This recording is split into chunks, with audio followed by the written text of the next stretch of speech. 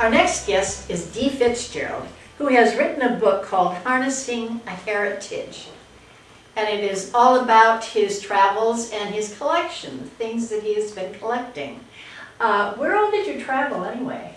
Well, I was a Navy dentist for 25 years, and it took me to the East Coast, to the West Coast, with the Marines, and to 2 tours in the Philippine Islands. Oh, and you also went to China. Well, mostly when we were in the Philippines, you could travel a lot. Oh, you could travel a lot. I noticed you said in there that China changed a lot. Actually, I've seen China as recently as 3 years ago, and it is amazing to see the changes since it has turned much more democratic. Oh. Dee, I want to thank you for serving in the military, for protecting me and my family, and I'm going to give you a little flag pin for your lapel. Well, thank you, Harry. But I have a question for you. In your book, you mentioned how you inhaled marijuana. Oh. Can you share that with us? Well, in college I probably fell in with evil companions, and I must confess I imbibed. But there are some upsides to it. I got to go to a party with Dizzy Gillespie. Oh, wow. Ooh, Okay. that's a good one. All right. And Timothy Leary, you said something about him in your book? Oh yes, Doris. That would be my sister, actually. She lived in San Francisco during the Beat Generation time, and in her apartment it became famous because Timothy Leary was busted by the police for blowing acid. Oh, Speaking yes. about your sister, didn't you inherit a 100-year-old chest from her? I did. Tell me about that. Well, she was an architect, and living in San Francisco, she was interested in the beauty that comes in furniture as well as other things. So she bought this chest that was really quite common 100 and some years ago, but it's special now. What was the first thing you started collecting?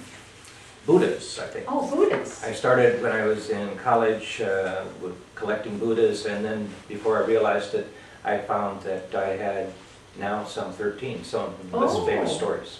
Speaking about Buddhas, you had one confiscated and one was in a Bob Hope special. Is that correct? Both those were while I was in the Philippines. The Bob Hope show liked my bronze Buddha as an opener for his production. And the confiscated one was probably an error judgment when I was in Hong Kong and we were still in Red China. I bought something that couldn't be... It was ivory, wasn't it? Ivory. Yes. Oh, wow. One of the things I was interested in your book was at the end of each chapter, you had a page for your children. Yeah, actually, the concept is that there's information in those chapters that, or the stories in the chapters that would allow you to perhaps use that information to impart a sense of heritage to your children or your grandchildren. I'm a currency and coin collector. Did it hurt you when you had to spend your treasury bills that you collected? But I can understand that feeling. Yes. No, I got past that. Now, what are some of the other things you collected? We have a Southwest shelf that, that includes some rather interesting pieces, and probably one of the more interesting ones in my mind is what I call the fossil shelf, which contains some things that are older than I am. Oh, for heaven's sake. How about that small Kachina doll you have?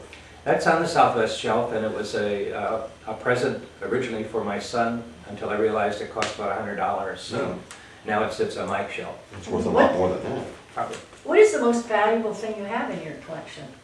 Oh, wow. I have some paintings that are probably worth hundreds of dollars. Oh. I got shells that are worth hundreds of dollars.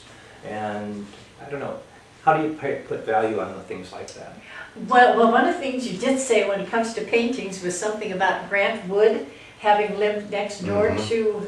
Actually, when I grew up in Mason City, Iowa, my uncle had 2 cottages next to each other, and Grant Wood, one summer, lived in one of them. And for us children, that was really risky. Oh. Do you still have your album collection? I do. In fact, the art on vinyl is coming back. You can buy vinyl. Really? In fact, I had to buy my son a vinyl recorder so he could play some of the things. I just gave all mine to my grandson, but he's into music, so it went But to they're a in the good family. place. Yes, and it went to a good place. How about books? You also collect books? I don't really collect books so much as I find that I keep books longer than probably I should. But I have several friends who are authors, and I've met more since I've been in the writers group. Dee, there's something special that you mentioned in your book that's sensitive to me. You are finding meaning in your life. Tell me about that. The easiest and fastest way to tell it is I went to a party once when I was a dentist in the corporate world, and I bumped into a person who had been a technician for me in the Navy. And he came up to me and he says, you know, I want to thank you because you changed my life. And when he left, my wife said, what did you do? And I said, I haven't the vaguest idea. And I really believe that that is true of all of us. And so I'm looking now for the meanings of we have. Great, that's great. Yes, That's great. yeah. Great. Well, thank you so much for being with us. We sure appreciate it. Sure do. And take good care of that collection. Thank you, Dee. Thank you.